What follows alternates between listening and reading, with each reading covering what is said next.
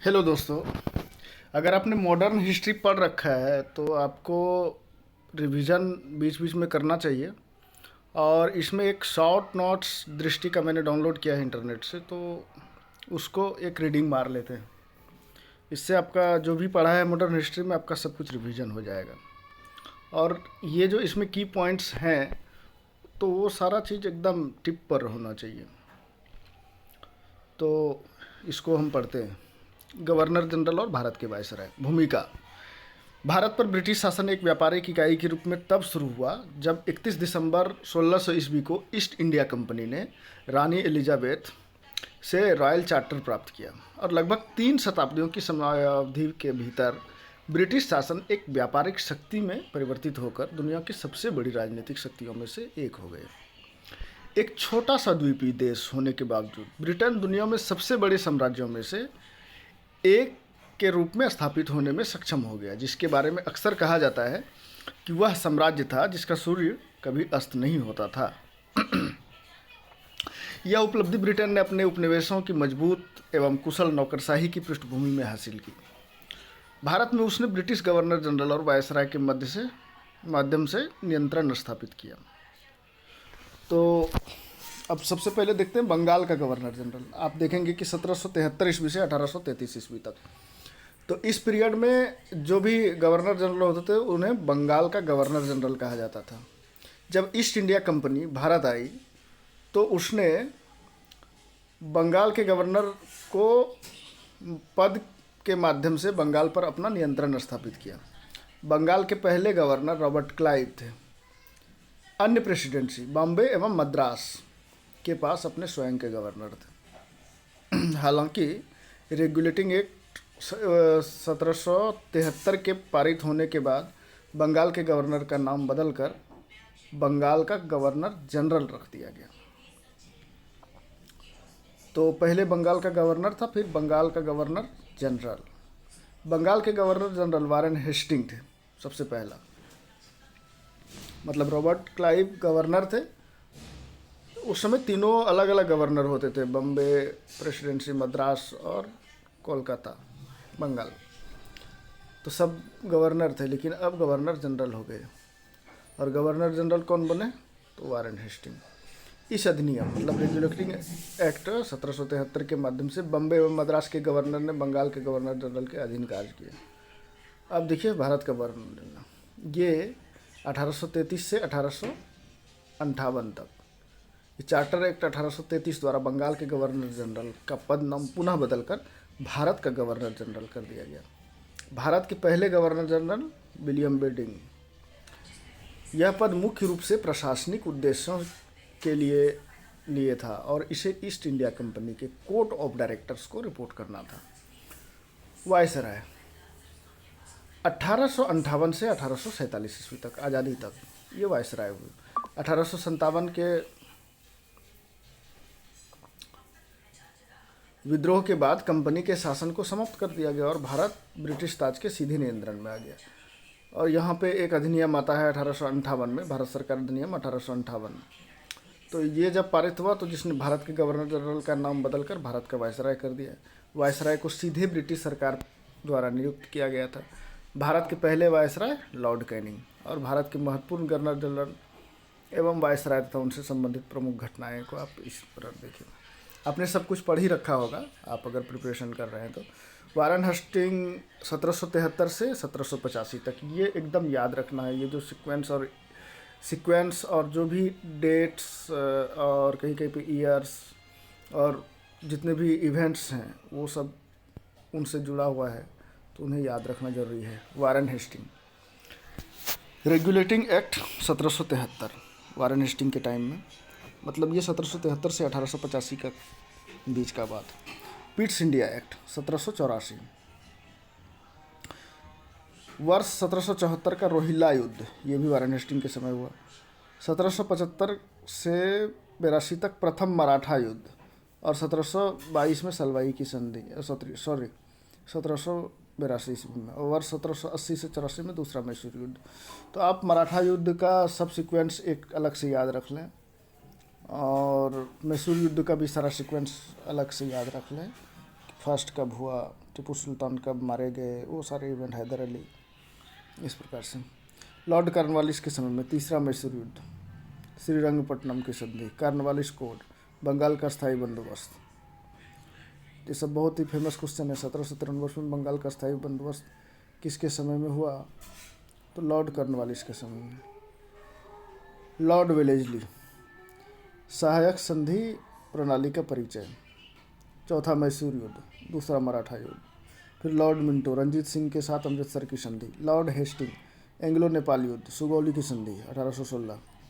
तीसरा मराठा युद्ध और मराठा परिसंघ का विघटन, रैयतवाड़ी प्रणाली की स्थापना 1820।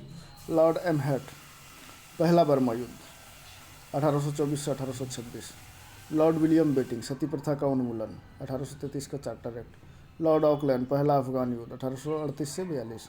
लॉर्ड हार्डिंग, पहला आंग्ल सिख युद्ध 1845 से 46 और लाहौर की संधि, कन्या भ्रूण हत्या का उन्मूलन जैसे सामाजिक सुधार। लॉर्ड डलहौजी, दूसरा आंग्ल सिख युद्ध 1848 से 49। निचले बर्मा का अधिग्रहण 1852। व्यक्तिगत के सिद्धांत, डॉक्ट्रिन ऑफ लैप्स का परिचय। Boot dispatch 1854। वर्ष 1853 में बॉम्बे और थाने के जोड़ने वाली पहली रेलवे लाइन बिछाई गई। लोक निर्माण विभाग पीडब्ल्यूडी की स्थापना, लॉर्ड डलहौजी। तो ये सारे डलहौजी से जुड़े हुए थे। लॉर्ड कैनिंग से जुड़ी घटनाएं 1856 से 1862 के बीच। वर्ष 1857 का विद्रोह, जो कि बहुत भी आई है, बट ये तो सबको याद है। वर्ष 1857 में कलकत्ता, मद्रास और बॉम्बे में 3 विश्वविद्यालयों की स्थापना। ईस्ट इंडिया कंपनी का उन्मूलन और भारत सरकार अधिनियम 1858। 1861 का भारतीय परिषद अधिनियम, तो ये हो गया लॉर्ड कैनिंग। फिर जॉन लॉरेंस 1864 से 1869। भूटान का युद्ध 1865। कलकत्ता, बॉम्बे और मद्रास में उच्च न्यायालयों की स्थापना। तो यहाँ पे देखेंगे विश्वविद्यालय पहले बना है और बाद में उच्च न्यायालय। कैनिंग के समय में विश्वविद्यालय बने और जॉन लॉरेंस के समय में उच्च न्यायालय की स्थापना हुई 1865 में, तो इसे याद रखें। फिर लॉर्ड लीटन 1876 से 1880। Vernacular press act 1878। आप लिटन तो कुख्यात है, जानते ही हैं। 4 वायसराय हमारे बहुत ही कुख्यात हुए हैं। एक तो आपका वेलेस्ली, फिर लिटन, डलहौजी और तो यहाँ पे ठीक है। और बताते हैं शस्त्र अधिनियम 1878। दूसरा अफगान युद्ध 1878 से 1880। क्वीन विक्टोरिया ने केसर ए हिंद या भारत की साम्राज्ञी की उपाधि धारण की, 1876 से 1880। इसी टाइम में आपको वो भी दिल्ली दरबार का आयोजन हुआ था दिल्ली में। Lord Ripon, vernacular press act का निरसन, ये सुधार के लिए जाना जाता है। रिपन अच्छे व्यक्ति थे, लिप्टन हरामी थे। पहला कारखाना अधिनियम 1881। स्थानीय स्वशासन पर सरकार का संकल्प, इसको जन्मदाता भी बोला जाता है रिपन को। इल्बर्ट बिल विवाद, इल्बर्ट बिल के कारण ही इनको भेज दिया गया फिर इंग्लैंड। शिक्षा पर हंटर आयोग। Lord Dufferin 1884। तीसरा बर्मा युद्ध। भारतीय राष्ट्रीय कांग्रेस की स्थापना तो डफरिन के समय में। फिर लैंसडाउन 1888 से 1894। कारखाना अधिनियम, भारतीय परिषद अधिनियम, डूरांड आयोग की स्थापना। लॉर्ड कर्जन 1899 से, ये भी कुख्यात है। लॉर्ड 1899 से 1905। पुलिस आयोग की नियुक्ति, विश्वविद्यालय आयोग की नियुक्ति, भारतीय विश्वविद्यालय अधिनियम 1904, बंगाल का विभाजन 1905। लॉर्ड मिंटो 1905 से 1910। स्वदेशी आंदोलन 1905 से 1911। सूरत अधिवेशन में कांग्रेस का विभाजन 1907। मुस्लिम लीग की स्थापना 1906। मार्ले मिंटो सुधार 1909, तो ये मिंटो के टाइम का घटना था। लॉर्ड हार्डिंग, ये 1910 से 1916 के बीच की घटना है। बंगाल विभाजन रद्द करना, कलकत्ता से दिल्ली राजधानी स्थानांतरण और हिंदू महासभा की स्थापना 1915 में। फिर लॉर्ड चेम्सफोर्ड, लखनऊ की संधि, जिसमें मुस्लिम लीग और कांग्रेस एक हो गई थी। चंपारण सत्याग्रह, गांधी जी वाला 1917, सब लॉर्ड चेम्सफोर्ड के समय में। मॉन्टेग्यू की अगस्त घोषणा, भारत सरकार अधिनियम, रॉलेट एक्ट 1919, जालियांवाला बाग, असहयोग और खिलाफत आंदोलन की शुरुआत, तो ये सब चेम्सफोर्ड के समय में हुई। फिर आगे लॉर्ड रीडिंग 1921 से लेकर 26 तक। चौरी चौरा की घटना 1922, असहयोग आंदोलन को वापस लेना 1922, स्वराज पार्टी की स्थापना 1922, कौन कौन, मोतीलाल नेहरू, सी आर दास, काकोरी ट्रेन डकैती 1925, लॉर्ड इरविन 1926 से 1931, साइमन कमीशन का भारत आगमन, हरकोट बल्वर राज भारतीय राज्य आयोग 1927, नेहरू रिपोर्ट 1928, दीपावली घोषणा 1929, कांग्रेस का लाहौर अधिवेशन, पूर्ण स्वराज संकल्प 1929, दांडी मार्च और सविनय अवज्ञा आंदोलन सब इरविन के समय का है 1930, पहला गोलमेज सम्मेलन 1930, गांधी इरविन पैक्ट भी 1931। तो ये सब के सब इरविन के समय में हुआ। फिर आगे विलिंगटन, सांप्रदायिक अधिनिर्णय, वही पंचाट, जिसमें यहाँ के एससी को अल्पसंख्यक का दर्जा दे रहे थे और उसको विशेष अधिकार दे रहे थे। सांप्रदायिक अधिनिर्णय 1932 ईस्वी में आया था, जिसके विरोध में गांधी जी ने अनशन किया था।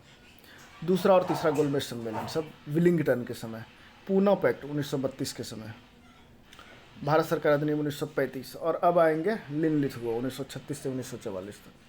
द्वितीय विश्व युद्ध 1939 के शुरू होने के बाद कांग्रेस के मंत्रियों का इस्तीफा, त्रिपुरी संकट और फॉरवर्ड ब्लॉक का गठन 1939, मुस्लिम लीग का लाहौर संकल्प, मुसलमानों के लिए अलग अलग राज्य की मांग 1940, अगस्त प्रस्ताव 1940, भारतीय राष्ट्रीय सेना का गठन 1941, क्रिप्स मिशन 1942, भारत छोड़ो आंदोलन 1942, लिनलिथगो हो गया। अब लॉर्ड वेवेल 1944 से 1947, सी राजगोपालाचारी का CR वेवेल योजना और शिमला सम्मेलन 1942, कैबिनेट मिशन 1946, प्रत्यक्ष कार्रवाई दिवस 1946, क्लीमेंट एटली द्वारा भारत में ब्रिटिश शासन की समाप्ति की घोषणा 1947। तो ये लॉर्ड वेवेल हो गया। लॉर्ड माउंटबेटन, जून 3 प्लान 1947, रेडक्लिफ आयोग 1947, भारत को स्वतंत्र 15 अगस्त 1947। और फिर आ गए हमारे सबसे अंतिम और भारत का पहला, चक्रवर्ती राजगोपालाचारी 1948 से 1950, भारत के अंतिम गवर्नर जनरल और प्रथम भारतीय गवर्नर जनरल थे। वर्ष 1950 में अस्थायी रूप से यह पद गवर्नर जनरल समाप्त कर दिया गया।